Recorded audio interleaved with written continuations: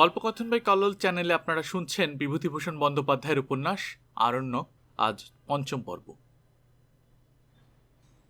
প্রায় ৩ বছর কাটিয়া গিয়াছে। এই ৩ বছরে আমার অনেক পরিবর্তন ঘটিয়াছে। লবটুলিয়া ও আজমাবাদের বন্য প্রকৃতি কি মায়া কাজল লাগাইয়া দিয়াছে আমার চোখে। শহরকে একরকম ভুলিয়া গিয়াছি।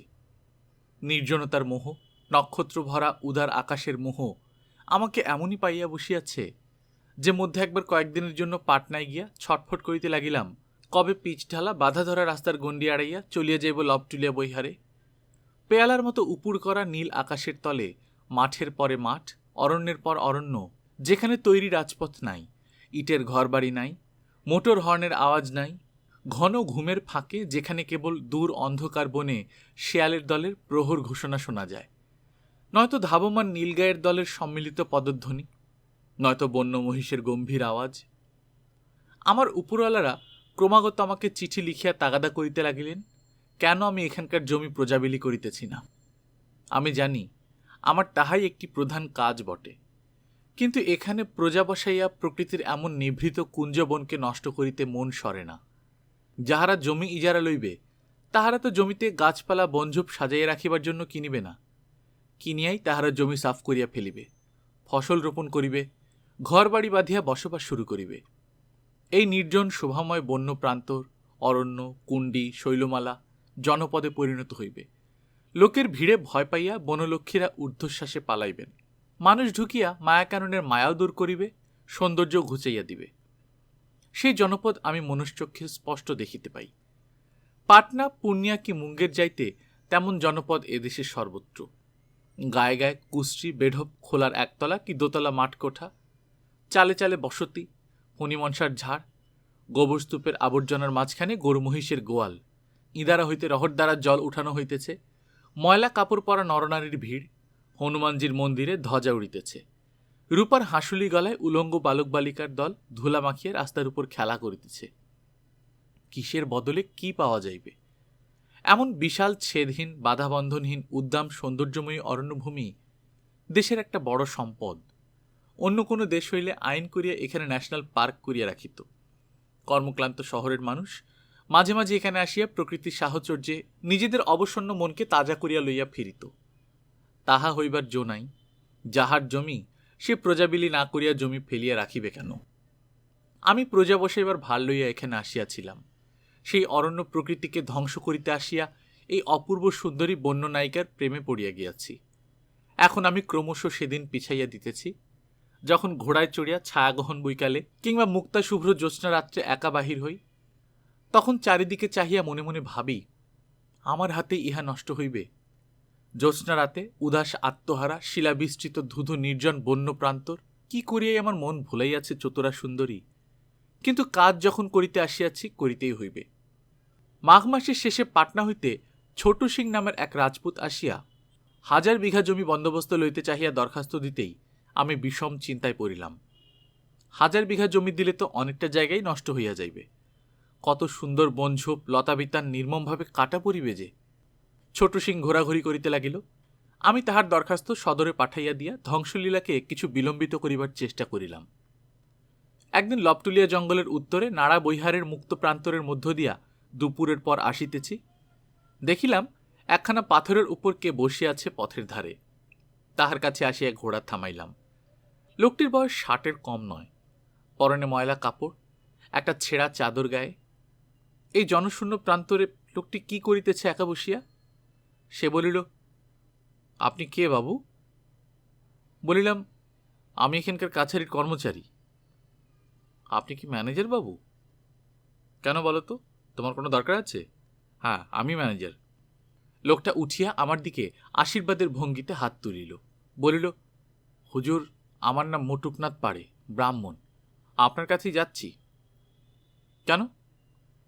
হুজুর, আমি বড় গরিব। অনেক দূর থেকে হেঁটে আসছি হুজুরের নাম শুনে। 3 দিন থেকে হাঁটছি পথে পথে। যদি আপনার কাছে চলাচলতির কোনো একটা উপায় হয়। আমার কৌতূহল হইল। জিজ্ঞাসা করিলাম, এ কদিন জঙ্গলের পথে তুমি কি খেয়ে আছো? মটুকনাথ তাহার মলিন চাদরের এক প্রান্তে বাঁধা পোয়াটা কলায়ের ছাতু দেখাইয়া বলিল, শেরখানেক ছাতু ছিল এতে বাঁধা, এই নিয়ে বাড়ি থেকে বেরিয়েছিলাম। তাই কদিন খাচ্ছি, রোজগারের চেষ্টায় বেড়াচ্ছি হুজুর। আজ ছাতু ফুরিয়ে এসেছে, ভগবান জুটিয়ে দেবেন আবার। আজমাবাদ ও নাড়া বৈহারের এই জনশূন্য বনপ্রান্তরে উড়ানির খুঁটে ছাতু বাঁধিয়া লোকটা কি রোজগারের প্রত্যাশায় আসিয়াছে বুঝিতে পারিলাম না। বলিলাম, বড় বড় শহর ভাগলপুর, পূর্ণিয়া, পাটনা, মুঙ্গের এসব ছেড়ে এই জঙ্গলের মধ্যে এলে কেন পাড়েজি? এখানে কি হবে? লোক কোথায় এখানে? তোমায় দেবে কে? মটুকনাথ আমার মুখের দিকে নৈরাশ্যপূর্ণ দৃষ্টিতে চাহিয়া বলিল, এখানে কিছু রোজগার হবে না বাবু। তবে আমি কোথায় যাব? ওসব শহরে আমি কাউকে চিনি নে, রাস্তাঘাট চিনি নে, আমার ভয় করে, তাই এখানে যাচ্ছিলাম। লোকটাকে বড় অসহায়, দুঃখী ও ভালো মানুষ বলিয়া মনে হইল। সঙ্গে করিয়া কাছারিতে লইয়া আসিলাম। কয়েকদিন চলিয়া গেল। মটুকনাথকে কোনো কাজ করিয়া দিতে পারিলাম না। দেখিলাম সে কোনো কাজ জানে না। কিছু সংস্কৃত পড়িয়াছে, ব্রাহ্মণ পণ্ডিতের কাজ করিতে পারে। টোলে ছাত্র পড়াইত। আমার কাছে বসিয়া সময় অসময়ে উদ্ভট শ্লোক আবৃত্তি করিয়া বোধহয় আমার অবসর বিনোদনের চেষ্টা করে। একদিন আমায় বলিল, আমার কাছারির পাশে একটু জমি দিয়ে একটা টোল খুলিয়ে দিন হুজুর। বলিলাম, কে পড়বে টোলে পণ্ডিতজি? বুনো মহিষ ও নীলগাইয়ের দল কি ভর্তি বা রঘুবংশ বুঝবে? মটুকনাথ নিপাট ভালো মানুষ, বোধহয় কিছু না ভাবিয়া দেখিয়াই টোল খুলিবার প্রস্তাব করিয়াছিল। ভাবিলাম বুঝিবা এবার সে নিরস্ত হইবে, কিন্তু দিন কতক চুপ করিয়া থাকিয়া আবার সে কথাটা পাড়িল। ভালো বিপদে পড়িয়াছি। লোকটা কি পাগল? ওর মুখের দিকে চাহিলেও দয়া হয়। সংসারের ঘুরপ্যাচ বোঝে না, নিতান্ত সরল নির্বোধ ধরনের মানুষ, অথচ একরাশ নির্ভর ও ভরসা লইয়া আসিয়াছে। কাহার ওপর কে জানে। তাকে কত বুঝাইলাম আমি জমি দিতে রাজি আছি, সে চাষবাস করুক, যেমন রাজু পাড়ে করিতেছে। মটুকনাথ মিনতি করিয়া বলিল, তাহারা বংশানুক্রমে শাস্ত্র ব্যবসায়ী ব্রাহ্মণ পণ্ডিত, চাষ কাজের সে কিছুই জানে না, জমি লইয়া কি করিবে? তাহাকে বলিতে পারিতাম, শাস্ত্র ব্যবসায়ী পণ্ডিত মানুষ এখানে মরিতে আসিয়াছে কেন, কিন্তু কোনো কঠিন কথা বলিতে মন সরিল না। লোকটাকে বড় ভালো লাগিয়াছিল। অবশেষে তাহার নির্বন্ধাতি সজ্জে একটা ঘর বাঁধিয়া দিয়া বলিলাম, এই তোমার টোল, এখানে ছাত্র জোগাড় হয় কিনা দেখো। মটুকনাথ পূজার্চনা করিয়া 2-3টি ব্রাহ্মণ ভোজন করাইয়া টোল প্রতিষ্ঠা করিল। এই জঙ্গলে কিছুই মেলে না। সে নিজের হাতে মকাইয়ের আটার মোটা মোটা পুরি ভাজিল এবং জঙ্গলি ধুধুলের তরকারি। বাথান হইতে মহিষের দুধ আনাইয়া দই পাতিয়া রাখিয়াছিল। নিমন্ত্রিতের দলে অবশ্য আমিও ছিলাম। টোল খুলিয়া কিছুদিন মটুকনাথ বড় মজা করিতে লাগিল। পৃথিবীতে এমন মানুষও থাকে। সকালে স্নানানিক সারিয়া সে টোল ঘরে একখানা বন্য খেজুর পাতায় বোনা আসনের উপর গিয়া বসে এবং সম্মুখে মুগ্ধবোধ খুলিয়া সূত্র আবৃত্তি করে, ঠিক যেন কাহাকে পড়াইতেছে। এমন চেঁচাইয়া পড়ে যে আমি আমার আপিস ঘরে বসিয়া কাজ করিতে করিতে শুনিতে পাই। তহসিলদার সজ্জন সিং বলে, পণ্ডিতজি লোকটা বদ্ধ পাগল, কি করছে দেখুন হুজুর। মাস 2 এইভাবে কাটে। শূন্য ঘরে মটুকনাথ সমান উৎসাহে টোল করিয়া চলিয়াছে, একবার সকালে একবার বৈকালে। ইতিমধ্যে সরস্বতী পূজা আসিল। কাছারিতে দোয়াত পূজার দ্বারা বাগদেবীর অর্চনা নিষ্পন্ন করা হয় প্রতি বছর। এই জঙ্গলে প্রতিমা কোথায় গড়ানো হইবে? মটুকনাথ তার টোলে শুনিলাম আলাদা পূজা করিবে, নিজের হাতে নাকি প্রতিমা গড়িবে। 60 বছরের বৃদ্ধের কি ভরসা, কি উৎসাহ! নিজের হাতে ছোট প্রতিমা গড়িল মটুকনাথ। টোলে আলাদা পূজা হইল। বৃদ্ধ হাসিমুখে বলিল, বাবুজি, এ আমাদের পৈতৃক পুজো। আমার বাবা চিরকাল তার টোলে প্রতিমা গড়িয়ে পুজো করে এসেছেন, ছেলেবেলায় দেখেছি। এখন আবার আমার টোলে।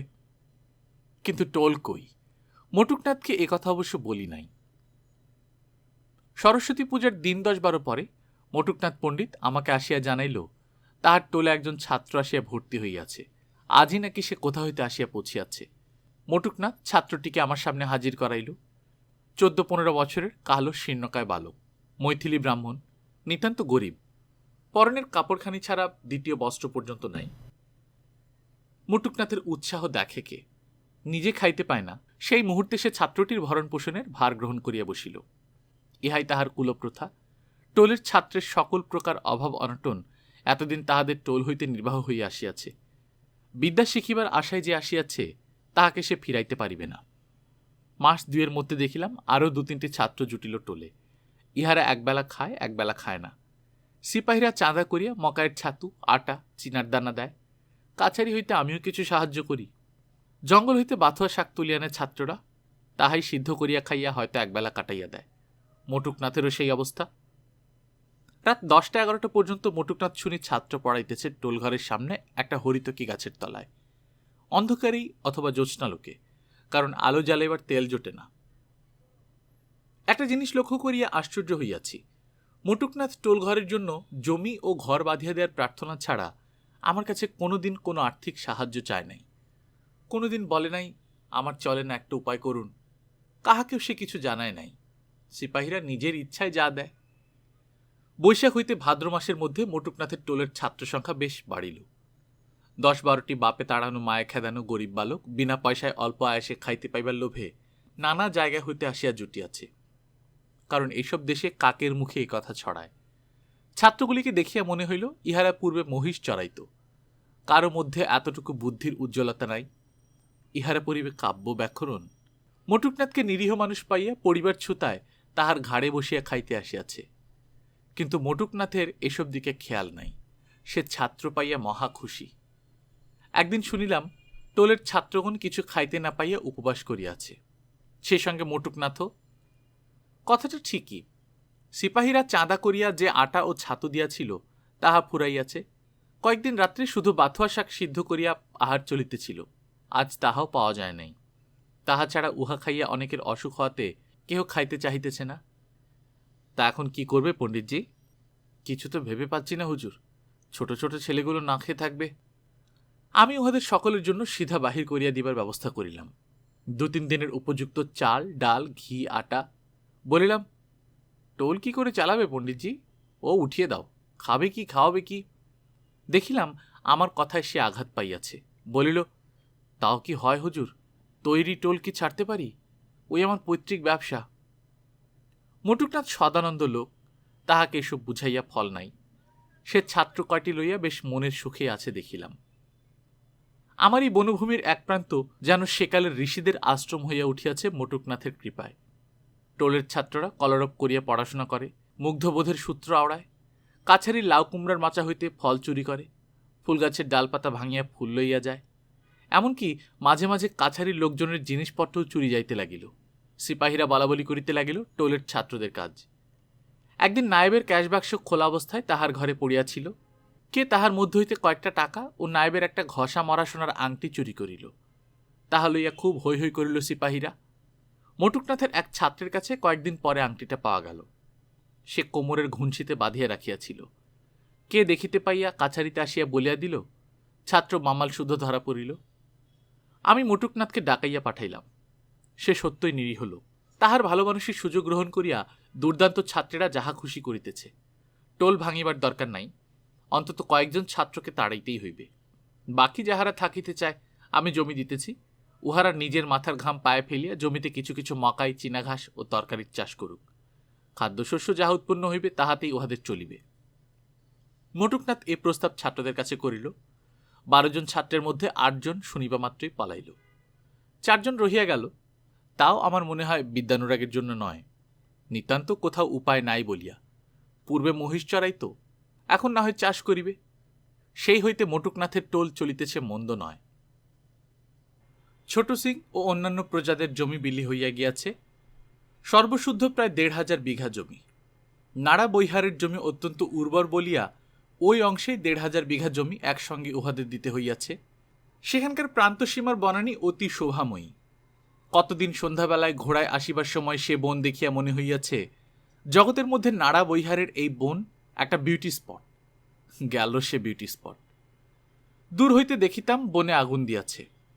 খানিকটা পোড়াইয়া না ফেলিলে ঘন দুর্ভেদ্য জঙ্গল কাটা যায় না। কিন্তু সব জায়গায় তো বন নাই। দিগন্তব্যাপী প্রান্তরের ধারে ধারে নিবিড় বন। হয়তো প্রান্তরের মাঝে মাঝে বন ঝোপ, কত কি লতা, কত কি বন কুসুম। চটচট শব্দ করিয়া বন পুড়িতেছে। দূর হইতে শুনি। কত শোভাময় লতাবিতান ধ্বংস হইয়া গেল। বসিয়া বসিয়া ভাবি, কেমন একটা কষ্ট হয় বলিয়া ওদিকে যাই না। দেশের এত বড় একটা সম্পদ, মানুষের মনে যাহা চিরদিন শান্তি ও আনন্দ পরিবেশন করিতে পারিত, এক মুষ্টি গমের বিনিময়ে তাহা বিসর্জন দিতে হইল। কার্তিক মাসের প্রথমে একদিন জায়গাটি দেখিতে গেলাম। সমস্ত মাঠটাতে সরিষা বপন করা হইয়াছে। মাঝে মাঝে লোকজনেরা ঘর বাঁধিয়া বাস করিতেছে। ইহার মধ্যেই গরু মহিষ স্ত্রীপুত্র আনিয়া গ্রাম বসাইয়া ফেলিয়াছে। শীতকালের মাঝামাঝি যখন সর্ষে ক্ষেত হলুদ ফুলে আলো করিয়াছে, তখন যে দৃশ্য চোখের সম্মুখে উন্মুক্ত হইল তাহার তুলনা নাই। ১,৫০০ বিঘা ব্যাপী একটা বিরাট প্রান্তর দূর দিগবলয় সীমা পর্যন্ত হলুদ রঙের গালিচায় ঢাকা। এর মধ্যে ছেদ নাই, বিরাম নাই।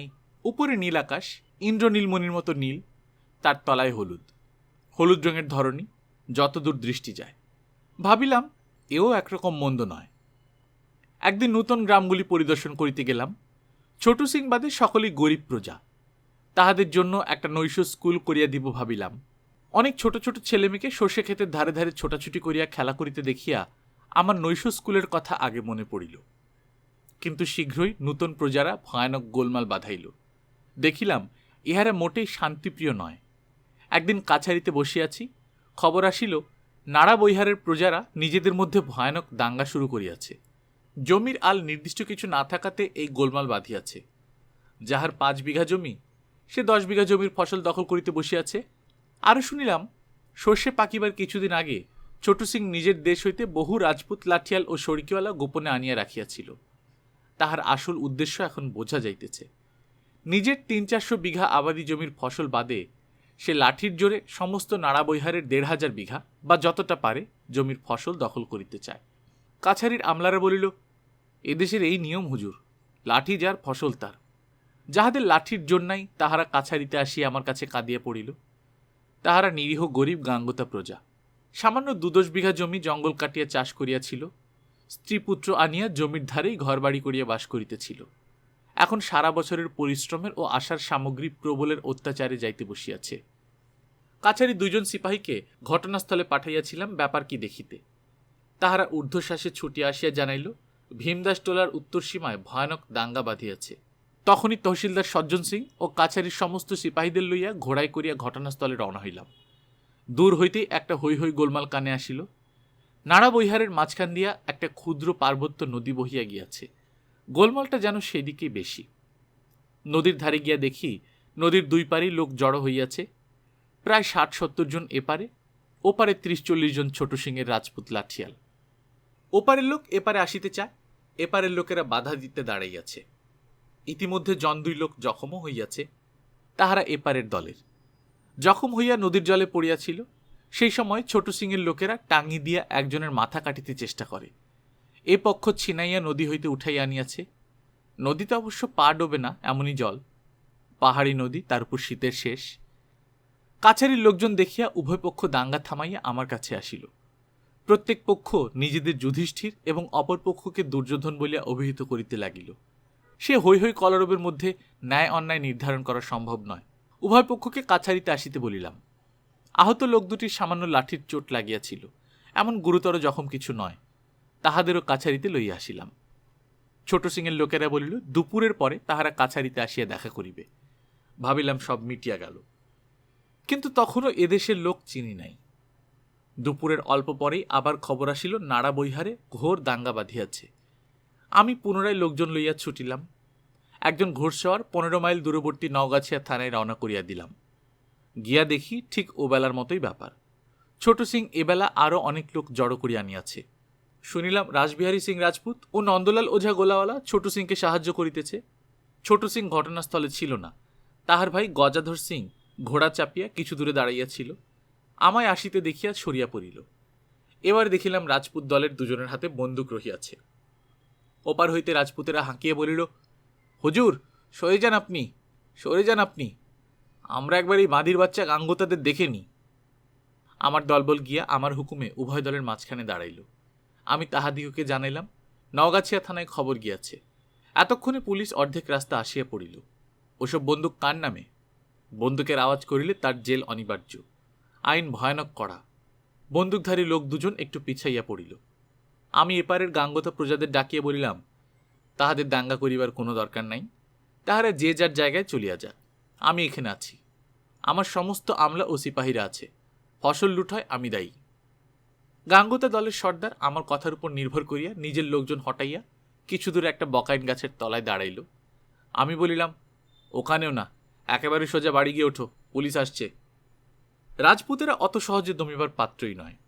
তাহারা ওপারে দাঁড়াইয়া নিজেদের মধ্যে কি পরামর্শ করিতে লাগিল। তহসিলদারকে জিজ্ঞাসা করিলাম, কি ব্যাপার সজ্জন সিং, আমাদের উপর চড়া হবে নাকি? তহসিলদার বলিল, হুজুর, ওই যে নন্দলাল ওঝা গোলাওয়ালা জুটেছে, ওকেই ভয় হয়। ওই বদমাসটা আস্ত ডাকাত। তাহলে তৈরি হয়ে থাকো, নদী পার কাউকে হতে দেবে না। ঘন্টা 2 সামনে রাখো, তারপরই পুলিশ এসে পড়বে। রাজপুতেরা পরামর্শ করিয়া কি ঠিক করিল জানি না, একদল আগাইয়া আসিয়া বলিল, হুজুর, আমরা ওপারে যাব। বললাম, কেন? আমাদের কি ওপারে জমি নেই? পুলিশের সামনে সে কথা বলো, পুলিশ তো এসে পড়ল। আমি তোমাদের এপারে আসতে দিতে পারি না। কাছারিতে 1 রাশ টাকা সেলামি দিয়ে জমি বন্দোবস্ত নিয়েছি কি ফসল লোকসান করাবার জন্য? এই আপনার অন্যায় জুলুম। সে কথা পুলিশের সামনেই বলো। আমাদের ওপারে যেতে দেবেন না? না, পুলিশ আসবার আগে নয়। আমার মহলে আমি দাঙ্গা হতে দেব না। ইতিমধ্যে কাছারির আরও লোকজন আসিয়া পড়িল। ইহারা আসিয়া রব উঠাইয়া দিল, পুলিশ আসিতেছে। ছোট সিংয়ের দল ক্রমশ 2-1 জন করিয়া সরিয়া পড়িতে লাগিল। তখনকার মতো দাঙ্গা বন্ধ হইল বটে, কিন্তু মারপিট, পুলিশ হাঙ্গামা, খুন জখমের সেই যে সূত্রপাত হইল, দিন দিন তাহা বাড়িয়া চলিতে লাগিল, বই কমিল না। আমি দেখিলাম ছোট সিংয়ের মতো দুর্দান্ত রাজপুতকে একসঙ্গে অতটা জমি বিলি করিবার ফলেই যত গোলমালের সৃষ্টি। ছোট সিংকে একদিন ডাকাইলাম। সে বলিল এসবের বিন্দু বিসর্গ সে জানে না। সে অধিকাংশ সময় ছাপড়ায় থাকে। তার লোকেরা কি করে না করে তার জন্য সে কি করিয়া দায়ী। বুঝিলাম লোকটা পাকা ঘুঘু। সোজা কথায় এখানে কাজ হইবার সম্ভাবনা নাই। ইহাকে জব্দ করিতে হইলে অন্য পথ দেখিতে হইবে। সেই হইতে আমি গাঙ্গতা প্রজাভিন্ন অন্য কোনো লোককে জমি দেয়া একেবারে বন্ধ করিয়া দিলাম। কিন্তু যে ভুল আগেই হইয়া গিয়াছে, তাহার কোনো প্রতিকার আর হইল না। নাড়া বৈহারের শান্তি চিরদিনের জন্য ঘুচিয়া গেল। আমাদের 12 মাইল দীর্ঘ জঙ্গলি মহলের উত্তর অংশে প্রায় 500-600 একর জমিতে প্রজা বসিয়া গিয়াছে। পৌষ মাসের শেষে একদিন সেদিকে যাইবার দরকার হইয়াছিল। গিয়া দেখি এরা এই অঞ্চলের চেহারা বদলাইয়া দিয়াছে। ফুলকিয়ার জঙ্গল হইতে হঠাৎ বাহির হইয়া চোখে পড়িল সামনে দিগন্ত বিস্তৃত ফুল ফোটা সর্ষে ক্ষেত। যতদূর চোখ যায়, ডাইনে বায়ে সামনে একটানা হলদে ফুল তোলা একখানা সুবিশাল গালিচা কে যেন পাতিয়া দিয়াছে। এর কোথাও বাধা নাই, ছেদ নাই। জঙ্গলের সীমা হইতে একেবারে বহু বহু দূরের চক্রবাল রেখার নীল শৈলমালার কোলে মিশিয়াছে। মাথার উপর শীতকালের নির্মেঘ নীল আকাশ। এই অপরূপ শস্যক্ষেত্রের মাঝে মাঝে প্রজাদের কাশের খুপরি। স্ত্রীপুত্র লইয়া এই দুরন্ত শীতে কি করিয়া তাহারা যে এই কাশ ডাটার বেড়া ঘেরা কুটিরে এই উন্মুক্ত প্রান্তরের মধ্যে বাস করে। ফসল পাকিবার সময়ের আর বেশি দেরি নাই। ইহার মধ্যেই কাটুনি মজুরের দল নানা দিক হইতে আসিতে শুরু করিয়াছে। ইহাদের জীবন বড় অদ্ভুত। পূর্ণিয়া, তরাই ও জয়ন্তীর পাহাড়ি অঞ্চল এবং উত্তর ভাগলপুর হইতে স্ত্রীপুত্র লইয়া ফসল পাকিবার সময় ইহারা আসিয়া ছোট ছোট কুড়ে ঘর নির্মাণ করিয়া বাস করে ও জমির ফসল কাটে। ফসলের একটা অংশ মজুরি স্বরূপ পায়। আবার ফসল কাটা শেষ হইয়া গেলে কুড়ে ঘর ফেলিয়া রাখিয়া স্ত্রীপুত্র লইয়া চলিয়া যায়। আবার আর বছর আসিবে। ইহাদের মধ্যে নানান জাতি আছে, বেশিরভাগই গাঙ্গুতা, কিন্তু ছত্রী, ভূমিহার ব্রাহ্মণ, মৈথিলী ব্রাহ্মণ পর্যন্ত আছে। এই অঞ্চলের নিয়ম, ফসল কাটিবার সময় খেতে বসিয়া খাজনা আদায় করিতে হয়, নয়তো এত গরিব প্রজা ফসল ক্ষেত হইতে উঠিয়া গেলে আর খাজনা দিতে পারে না। খাজনা আদায় তদারক করিবার জন্য দিন কতক আমাকে ফুলকিয়া বৈহারের দিগন্ত বিস্তীর্ণ শস্যক্ষেত্রের মধ্যে থাকিবার দরকার হইল। তহসিলদার বলিল, ওখানে তাহলে ছোট তাঁবুটা খাটিয়ে দেব? একদিনের মধ্যেই ছোট একটি কাশের খুপড়ি করে দাও না। এই শীতে তাতে কি থাকতে পারবেন হুজুর? খুব পারব, তুমি তাই করো। তাহাই হইল। পাশাপাশি 3-4টে ছোট ছোট কাশের কুটির, একটা আমার শয়নঘর, একটা রান্নাঘর, একটাতে 2 জন সিপাহী ও পাটোয়ারি থাকিবে। এই ধরনের ঘরকে এদেশে বলে খুপড়ি। দরজা জানালার বদলে কাশের বেড়ার খানিকটা করিয়া কাটা, বন্ধ করিবার উপায় নাই। হু হু হিম আসে রাত্রে, এত নিচু যে হামাগুড়ি দেয়া ভিতরে ঢুকিতে হয়। মেঝেতে খুব পুরু করিয়া শুকনো কাশ ও বনঝাবের সুটি বিছানো, তাহার উপর শতরঞ্জি, তাহার উপর তোষক চাদর পাতিয়া ফরাস করা। আমার খুপড়িটি দৈর্ঘ্যে 7 হাত, প্রস্থে 3 হাত। সোজা হইয়া দাঁড়ানো অসম্ভব ঘরের মধ্যে, কারণ উচ্চতা মাত্র 3 হাত। কিন্তু বেশ লাগে এই খুপড়ি। এত আরাম ও আনন্দ কলিকাতার 3-4 তলা বাড়িতে থাকিও পাই নাই। তবে বোধহয় আমি দীর্ঘদিন এখানে থাকিবার ফলে বন্য হইয়া যাইতেছিলাম। আমার রুচি, দৃষ্টিভঙ্গি, ভালো মন্দ লাগা সবেরই উপর এই মুক্ত অরণ্য প্রকৃতির অল্প বিস্তর প্রভাব আসিয়া পড়িয়াছিল। তাই এমন হইতেছে কিনা কে জানে। খুপড়িতে ঢুকিয়া প্রথমে আমার ভালো লাগিল সদ্য কাটা কাঁশ ডাটার তাজা সুগন্ধটা, যাহা দিয়া খুপড়ির বেড়া বাঁধা। তাহার পরই ভালো লাগিল আমার মাথার কাছেই 1 বর্গহাত পরিমিত ঘুরঘুলি পথে দৃশ্যমান অর্ধসাহিত্য অবস্থায় আমার দুটি চোখের দৃষ্টির প্রায় সমতলে অবস্থিত ধুধু বিস্তীর্ণ সর্ষে ক্ষেতের হলদে ফুলরাশি। এই দৃশ্যটা একেবারে অভিনব। আমি যেন একটা পৃথিবী জোড়া হলদে কার্পেটের উপর শুয়ে আছি। হু হু হাওয়ায় তীব্র ঝাঁঝালো সর্ষে ফুলের গন্ধ। শীতও যা পড়িতে হয় পড়িয়াছিল। পশ্চিমে হাওয়ার একদিনও কামাই ছিল না। অমন কড়া রৌদ্র যেন ঠান্ডা জল হইয়া যাইত কনকনে পশ্চিমে হাওয়ার প্রাবল্যে।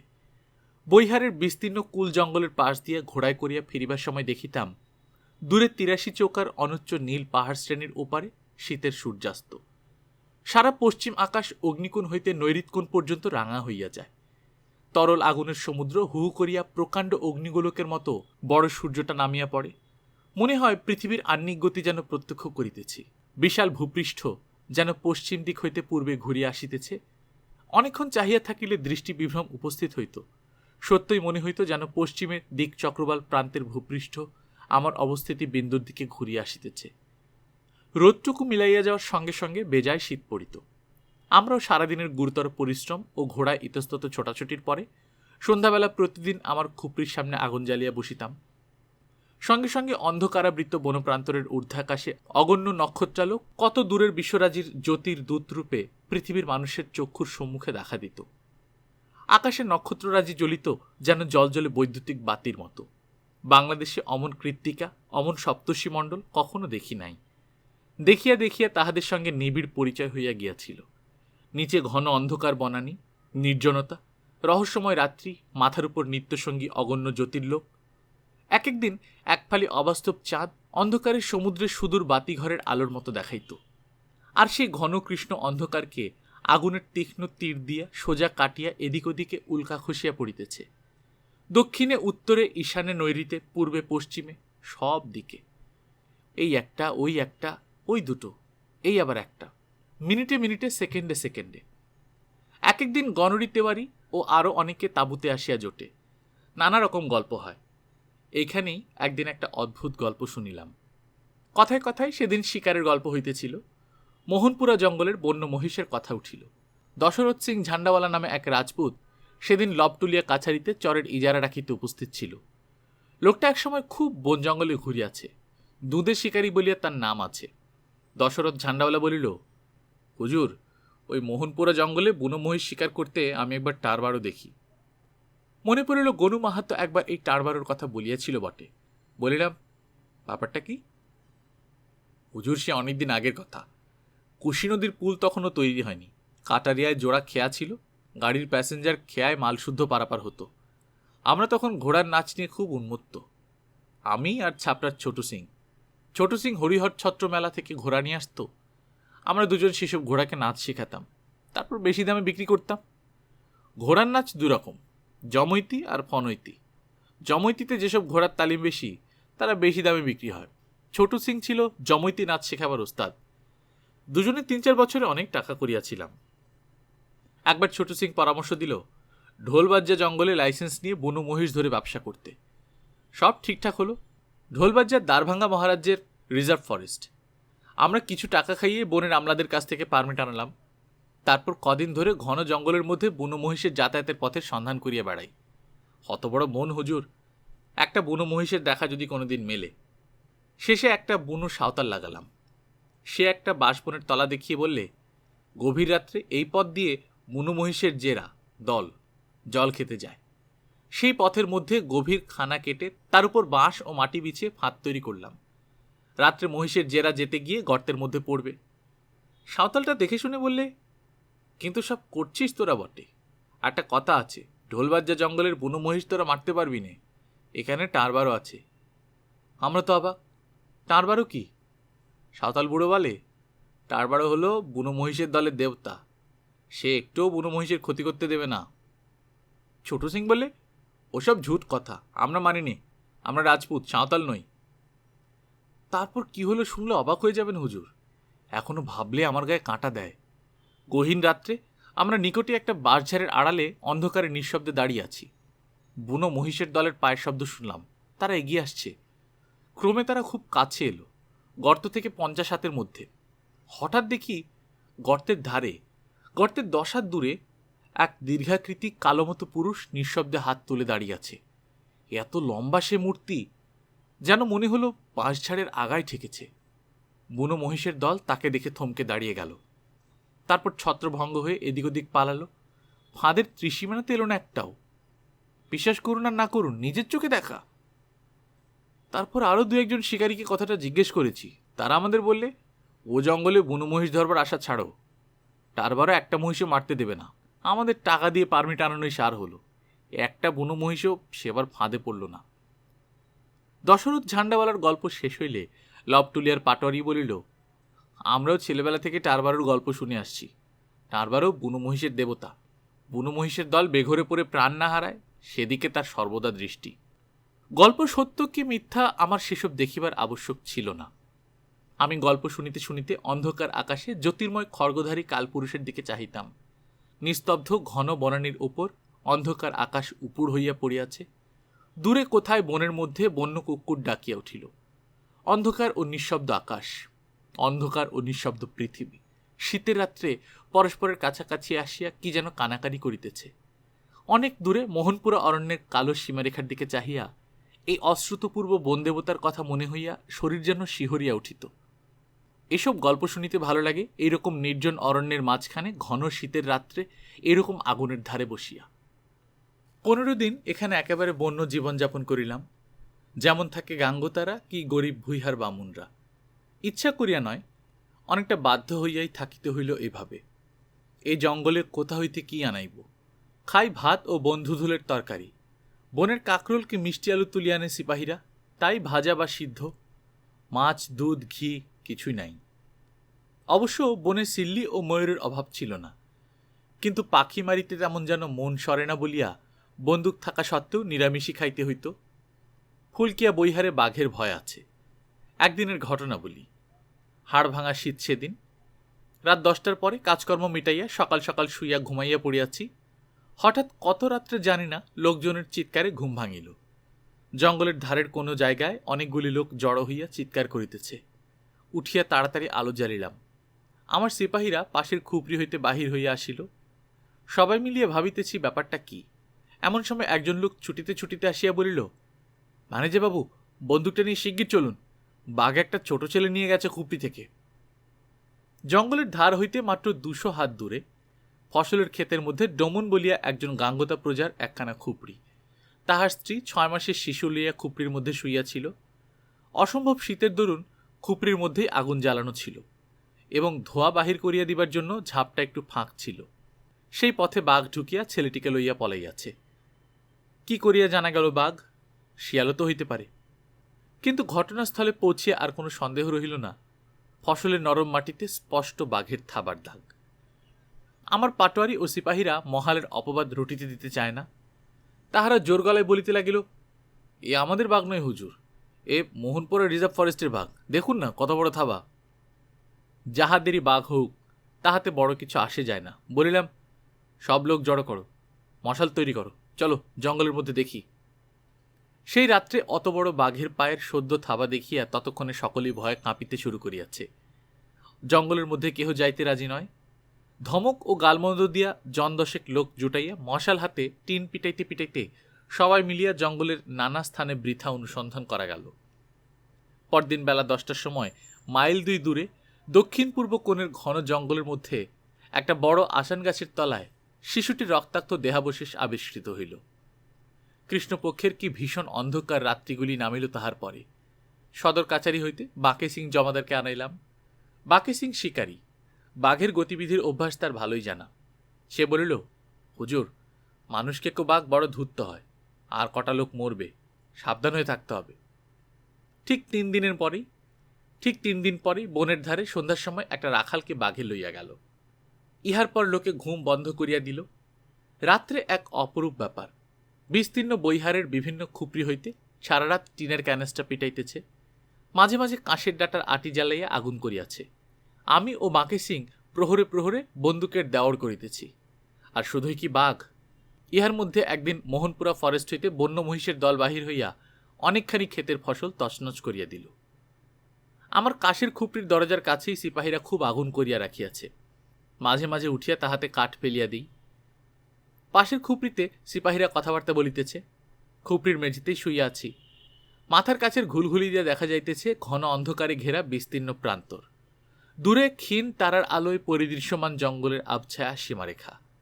অন্ধকার আকাশের দিকে চাহিয়া মনে হইল যেন মৃত নক্ষত্রলোক হইতে তুষার বর্ষী হিম বাতাস তরঙ্গ তুলিয়া ছুটিয়া আসিতেছে পৃথিবীর দিকে। লেপ তোষক হিমে ঠান্ডা জল হইয়া গিয়াছে, আগুন নিবিয়া আসিতেছে। কি দুরন্ত শীত, আর সেই সঙ্গে উন্মুক্ত প্রান্তরের অবাধ হুহু তুষার শীতল নৈশ হাওয়া।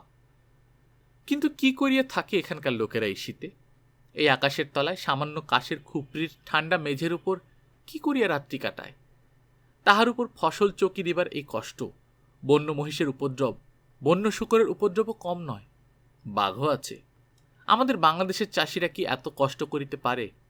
অত উর্বর জমিতে, অত নিরুপদ্রব গ্রাম্য পরিবেশের মধ্যে ফসল করিয়াও তাহাদের দুঃখ ঘোচে না। আমার ঘরের ২-৩০০ হাত দূরে দক্ষিণ ভাগলপুর হইতে আগত জনকতক কাটুনি মজুর স্ত্রীপুত্র লইয়া ফসল কাটিতে আসিয়াছে। একদিন সন্ধ্যায় তাহাদের খুপড়ির কাছে দিয়ে আসিবার সময় দেখি কুড়ের সামনে বসিয়া সবাই আগুন পোহাইতেছে। এদের জগৎ আমার কাছে অনাবিষ্কৃত, অজ্ঞাত। ভাবিলাম সেটা দেখি না কেমন। গিয়া বলিলাম, বাবাজি, কি করা হচ্ছে? একজন বৃদ্ধ ছিল দলে, তাহাকে এই সম্বোধন। সে উঠিয়া দাঁড়াইয়া আমাকে সেলাম করিল, বসিয়া আগুন পোহাইতে অনুরোধ করিল। ইহা এদেশের প্রথা, শীতকালে আগুন পোহাইতে আহ্বান করা ভদ্রতার পরিচয়। গিয়া বসিলাম। খুপড়ির মধ্যে উকি দিয়া দেখি বিছানা বা আসবাবপত্র বলিতে ইহাদের কিছু নাই। কুড়ে ঘরের মেঝেতে মাত্র কিছু শুকনো ঘাস বিছানো। বাসনকোসরের মধ্যে খুব বড় একটা কাঁসার জামবাটি আর একটা লোটা। কাপড় যার যা পরনে আছে, আর এক টুকরো বস্ত্র বাড়তি নাই। কিন্তু তাহা তো হইল, এই নিদারুণ শীতে ইহাদের লেপ কাঁথা কই? রাত্রে গায়ে দেয় কি? কথাটা জিজ্ঞাসা করিলাম। বৃদ্ধের নাম নকছেদি ভক্ত, জাতি গাঙ্গতা। সে বলিল, কেন, খুপড়ির কোণে ওই যে কলায়ের ভুসি দেখছেন, রয়েছে টাল করা। বুঝতে পারিলাম না, কলায়ের ভুসির আগুন করা হয় রাত্রে? নকছেদি আমার অজ্ঞতা দেখিয়া হাসিল। তা নয় বাবুজি, কলায়ের ভুসির মধ্যে ঢুকে ছেলেপিলেরা শুয়ে থাকে। আমরাও কলায়ের ভুসি গায়ে চাপা দিয়ে শুই, দেখছেন না? অন্তত ৫ মণ ভুসি মজুত রয়েছে।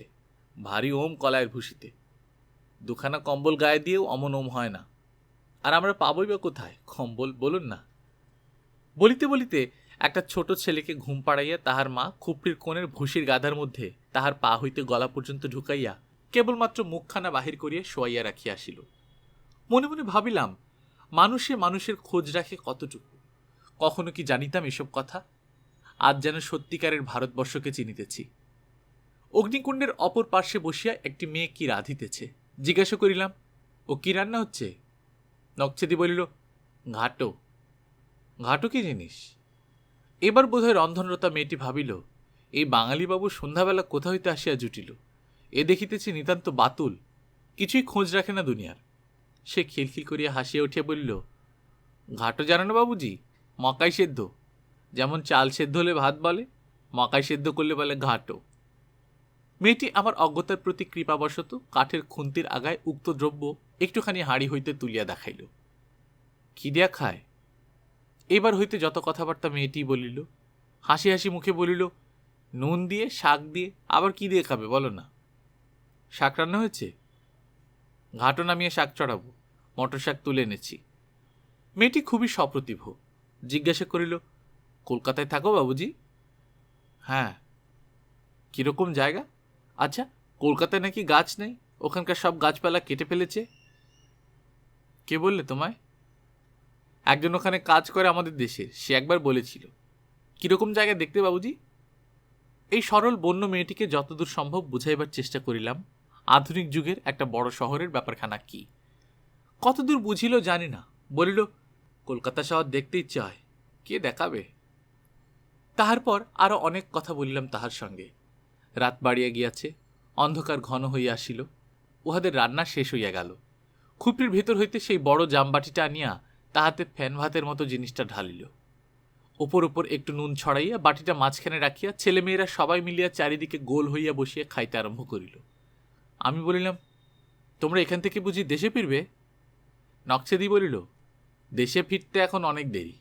এখান থেকে ধরমপুর অঞ্চলে ধান কাটতে যাব। ধান তো এদেশে হয় না, ওখানে হয়। ধান কাটার কাজ শেষ হলে আবার যাব গম কাটতে মুঙ্গের জেলায়। গমের কাজ শেষ হতে জ্যৈষ্ঠ মাস এসে পড়বে, তখন আবার খেড়ি কাটা শুরু হবে আপনাদের এখানে। তারপর কিছুদিন ছুটি, শ্রাবণ ভাদ্রে আবার মকাই ফসলের সময় আসবে। মকাই শেষ হলেই কলাই, এবং ধরমপুর পুণ্যা অঞ্চলে কার্তিক সাল ধান।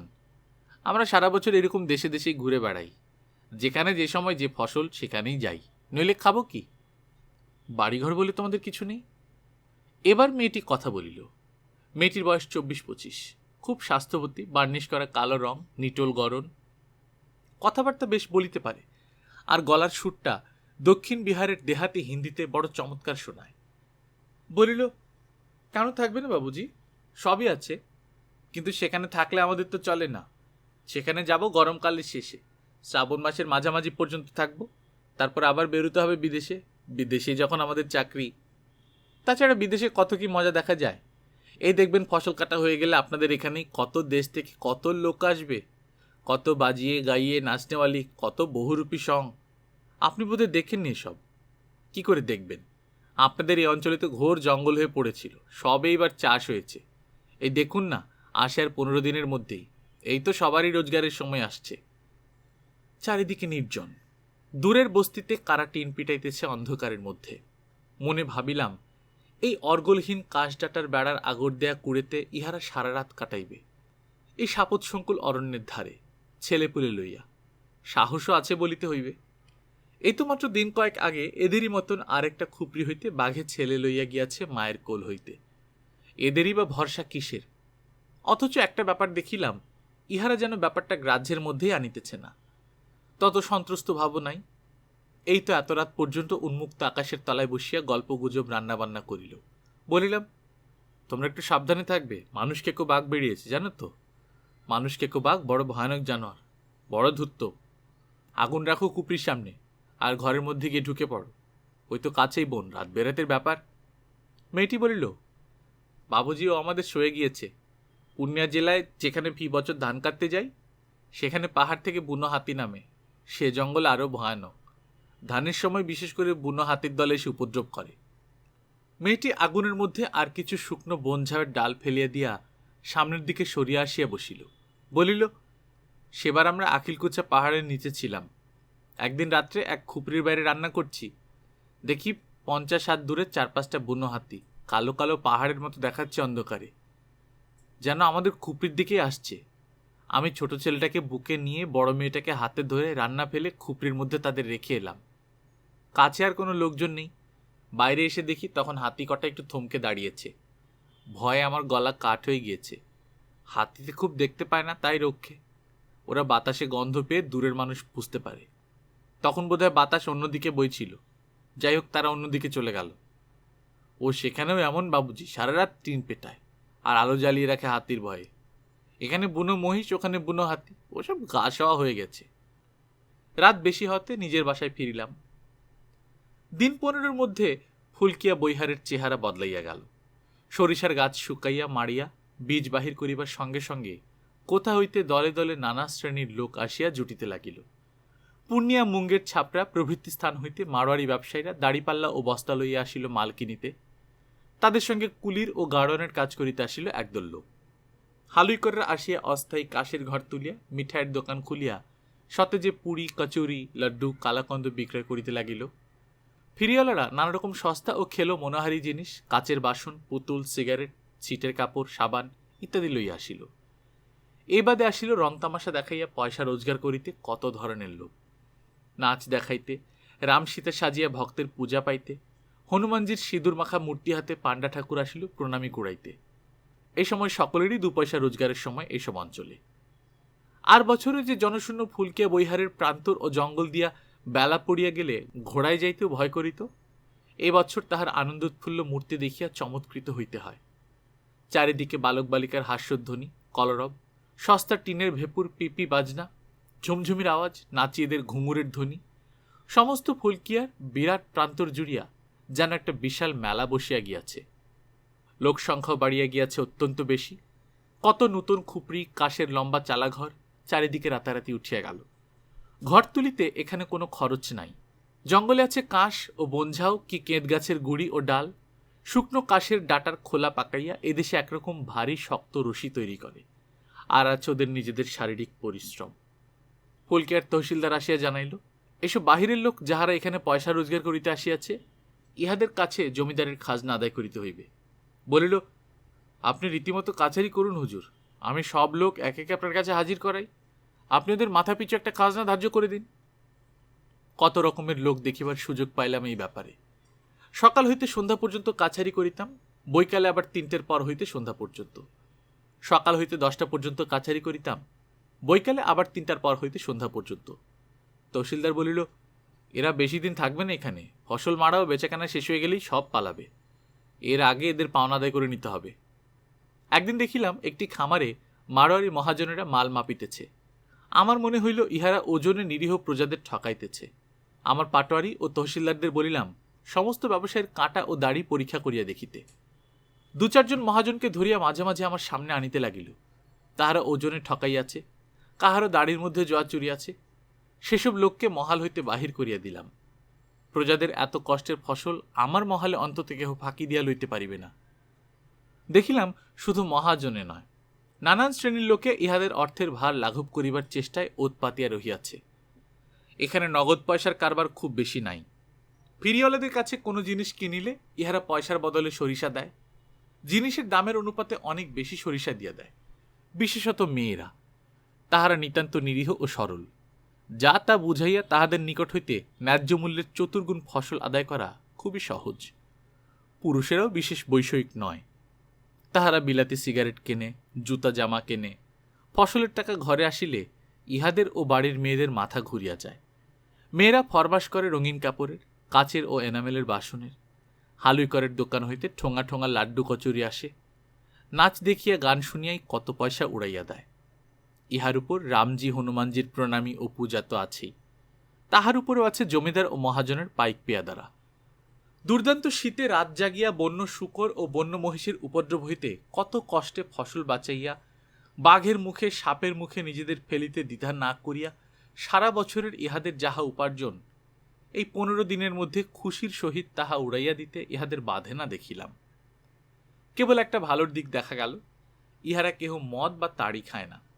গাঙ্গোতা বা ভুইহার ব্রাহ্মণদের মধ্যে এসব নেশার রেওয়াজ নাই। সিদ্ধিটা অনেকে খায়, তাও কিনিতে হয় না। বন সিদ্ধির জঙ্গল হইয়াছে লবটুলিয়া ও ফুলকিয়ার প্রান্তরে, পাতা ছিঁড়িয়া আনিলেই হইল, কে দেখিতেছে। একদিন মনেশ্বর সিং আসিয়া জানাইল, একজন লোক জমিদারের খাজনা ফাঁকি দিবার উদ্দেশ্যে ঊর্ধ্বশ্বাসে পলাইতেছে, হুকুম হয়তো ধরিয়া আনে। বিস্মিত হইয়া বলিলাম, পালাচ্ছে কিরকম? দৌড়ে বেড়াচ্ছে? ঘোড়ার মতো দৌড়েছে হুজুর, এতক্ষণ বড়কুণ্ডি পার হয়ে জঙ্গলের ধারে গিয়ে পৌঁছল। দুর্বৃত্তকে ধরিয়া আনিবার হুকুম দিলাম। 1 ঘন্টার মধ্যে 4-5 জন সিপাহী পলাতক আসামিকে আমার সামনে আনিয়া হাজির করিল। লোকটাকে দেখিয়া আমার মুখে কথা সরিল না। তাহার বয়স 60-এর কম কোনো মতেই হইবে বলিয়া আমার তো মনে হইল না। মাথার চুল সাদা, গালের চামড়া কুঞ্চিত হইয়া গিয়াছে। চেহারা দেখিয়া মনে হয় সে কতকাল বুভুক্ষু ছিল। এইবার ফুলকিয়া বৈহারের খামারে আসিয়া পেট ভরিয়া খাইতে পাইয়াছে। শুনিলাম সে নাকি ননিচুর নাটোয়া সাজিয়া আজ কয়দিনে বিস্তর পয়সা রোজগার করিয়াছে। গ্র্যান্ড সাহেবের বটগাছের তলায় একটা খুপড়িতে থাকিত। আজ কয়দিন ধরিয়া সিপাহীরা তাহার কাছে খাজনার তাগাদা করিতেছে, কারণ এদিকে ফসলের সময়ও ফুরাই আসিল। আজ তাহার খাজনা মিটাইবার কথা ছিল। হঠাৎ দুপুরের পরে সিপাহীরা খবর পায় সে লোকটি তল্পিতল্পা বাঁধিয়া রওনা হইয়াছে। মুনেশ্বর সিং ব্যাপার কি জানিতে গিয়া দেখে যে আসামি বৈহার ছাড়িয়া চলিতে আরম্ভ করিয়াছে পূর্ণিয়া অভিমুখে। মুনেশ্বরের হাঁক শুনিয়া সে নাকি দৌড়িতে আরম্ভ করিল। তাহার পরই এই অবস্থা। সিপাহীদের কথার সত্যতা সম্বন্ধে আমার কিন্তু সন্দেহ জন্মিল। প্রথমত, ননিচুর নাটোয়া মানে যদি বালক শ্রীকৃষ্ণ হয়, তবে ইহার শেষ সাজিবার বয়স কি আর আছে? দ্বিতীয়ত, এই লোকটা ঊর্ধ্বশ্বাসে ছুটিয়া পালাইতেছিল, এই কথাই বা কি করিয়া সম্ভব? কিন্তু উপস্থিত সকলেই হলপ করিয়া বলিল, উভয় কথাই সত্য। তাহাকে কড়া সুরে বলিলাম, তোমার এই দুর্বুদ্ধি হলো কেন? জমিদারের খাজনা দিতে হয় জানো না? তোমার নাম কি? লোকটা ভয়ে বাতাসের মুখে তালপাতার মতো কাঁপিতেছিল। আমার সিপাহীরা একে চায় তো আরে পায়, ধরিয়া আনিতে বলিলে বাঁধিয়া আনে। তাহারা যে এই বৃদ্ধ নটের প্রতি খুব সদয় ও মোলায়েম ব্যবহার করে নাই, ইহার অবস্থা দেখিয়া তাহা বুঝিতে দেরি হয় না। লোকটা কাঁপিতে কাঁপিতে বলিল, তাহার নাম দশরথ। কি জাত, বাড়ি কোথায়? আমরা ভুইহার বাবন হুজুর, বাড়ি মুঙ্গের জেলা, সাহেবপুর কামাল। পালাচ্ছিলে কেন? কই না, পালাবো কেন হুজুর? বেশ, খাজনা দাও। কিছুই পাইনি, খাজনা দেবো কোথা থেকে? নাচ দেখে সর্ষে পেয়েছিলাম, তা বেচে কদিন পেটে খেয়েছি। হনুমানজির কিরা। সিপাহী বলিল, সব মিথ্যা কথা, শুনবেন না হুজুর। ও অনেক টাকা রোজগার করেছে, ওর কাছেই আছে। হুকুম করেন তোর কাপড় চোপড় সন্ধান করি। লোকটা ভয়ে হাত জোর করিয়া বলিল, হুজুর আমি বলছি আমার কাছে কত আছে। পরে কোমর হইতে একটা গেঁজে বাহির করিয়া উপুর করিয়া ঢালিয়া বলিল, এই দেখুন হুজুর, 13 আনা পয়সা আছে। আমার কেউ নেই, এই বুড়ো বয়সে কেই বা আমায় দেবে? আমি নাচ দেখিয়ে এই ফসলের সময় খামারে খামারে বেরিয়ে যা রোজগার করি, আবার সেই গমের সময় পর্যন্ত এতেই চালাবো। তার এখনো 3 মাস দেরি, যা পাই পেটে দুটো খাই, এই পর্যন্ত। সিপাহীরা বলছে আমায় নাকি 8 আনা খাজনা দিতে হবে। তাহলে আমার রইল মোটে 5 আনা। 5 আনায় 3 মাস কি খাবো? বলিলাম, তোমার হাতের পোটলাতে আর কি আছে, বার করো। লোকটা পোটলা খুলিয়া দেখাইল, তাহাতে আছে ছোট্ট একখানা টিন মোড়া আরশি, একটা রাংতার মুকুট, ময়ূর পাখা সমেত, গালে মাখিবার রং, গলায় পরিবার পুতির মালা ইত্যাদি, কৃষ্ণ ঠাকুর সাজিবার উপকরণ। বলিল, দেখুন তবু বাসি নেই হুজুর, একটা টিনের বড় বাসি 8 আনার কম হবে না। এখানে নলখাগড়ার বাসিতে কাজ চালিয়েছে। এরা গাঙ্গুতা জাত, এদের ভোলানো সহজ। কিন্তু আমাদের মুঙ্গের জেলার লোক সব বড় এলেন্দার, বাসি না হলে হাসবে, কেউ পয়সা দেবে না। আমি বললাম, বেশ, তুমি খাজনা দিতে না পারো, নাচ দেখিয়ে যাও খাজনা বদলে। বৃদ্ধ যেন হাতে স্বর্গ পাইয়াছে এমন ভাব দেখাইল। তারপর গালে মুখে রং মাখিয়া, ময়ূর পাখা মাথায়, ওই বয়সে সে যখন 12 বছরের বালকের ভঙ্গিতে হেলিয়া দুলিয়া হাত নাড়িয়া নাচিতে নাচিতে গান ধরিল, তখন হাসিব কি কাঁদিব স্থির করিতে পারিলাম না। আমার সিপাহীরা তো মুখে কাপড় দিয়া বিদ্রুপের হাসি চাপিতে প্রাণপণ চেষ্টা করিতেছে। তাহাদের চক্ষে ননিচুর নাটোয়ার নাচ এক মারাত্মক ব্যাপারে পরিণত হইল। বেচারীরা ম্যানেজার বাবুর সামনে না পারে প্রাণ খুলিয়া হাসিতে, না পারে দুর্দমনীয় হাসির বেগ সামলাইতে। সেরকম অদ্ভুত নাচ কখনো দেখি নাই। 60 বছরের বৃদ্ধ কখনো বালকের মতো অভিমানের ঠোঁট ফুলাইয়া কাল্পনিক জননী যশোদার নিকট হইতে দূরে চলিয়া আসিতেছে, কখনো একগাল হাসিয়া সঙ্গী রাখাল বালকগণের মধ্যে চোরা ননি বিতরণ করিতেছে। যশোদা হাত বাঁধিয়া রাখিয়াছেন বলিয়া কখনো জোর হাতে চোখের জল মুছিয়া খুঁতখুত করিয়া বালকের সুরে কাঁদিতেছে। সমস্ত জিনিস দেখিলে হাসিতে হাসিতে পেটের নাড়ি ছিঁড়িয়া যায়। দেখিবার মতো বটে। নাচ শেষ হইল, আমি হাততালি দিয়া যথেষ্ট প্রশংসা করিলাম। বলিলাম, এমন নাচ কখনো দেখিনি দশরথ, বড় চমৎকার নাচো। আচ্ছা, তোমার খাজনা মাফ করে দিলাম, আর আমার নিজ থেকে এই 2 টাকা বকশিস দিলাম খুশি হয়ে। ভারী চমৎকার নাচ। 8 দিন 10-12-র মধ্যে ফসল কেনা বেচা শেষ হইয়া গেলে বাড়তি লোক সব যে যার দেশে চলিয়া গেল। রহিল মাত্র যাহারা এখানে জমি চষিয়া বাস করিতেছে তাহারাই। দোকান পসার উঠিয়া গেল, না চলা ফেরিওয়ালারা অন্যত্র রোজগারের চেষ্টায় গেল। কাটুনি জন্মজুরের দল এখনো পর্যন্ত ছিল শুধু এই সময়ের আমোদ তামাশা দেখিবার জন্য। এইবার তাহারাও বাসা উঠাইবার জোগাড় করিতে লাগিল। গল্পকথন বাই কল্লোল চ্যানেলে আপনারা শুনছিলেন বিভূতিভূষণ বন্দ্যোপাধ্যায়ের উপন্যাস আরণ্যক। আজ 5ম পর্ব। আমরা নিয়মিত গল্পপাঠ করে শোনাচ্ছি। আপনারা যারা প্রথমবার মতো শুনছেন কাইন্ডলি সাবস্ক্রাইব করে নেবেন। গল্পপাঠ ভালো লাগলে বন্ধুদের সাথে শেয়ার করবেন। নিজে ভালো থাকবেন, আশেপাশের লোকজনকে ভালো রাখবেন। টাটা।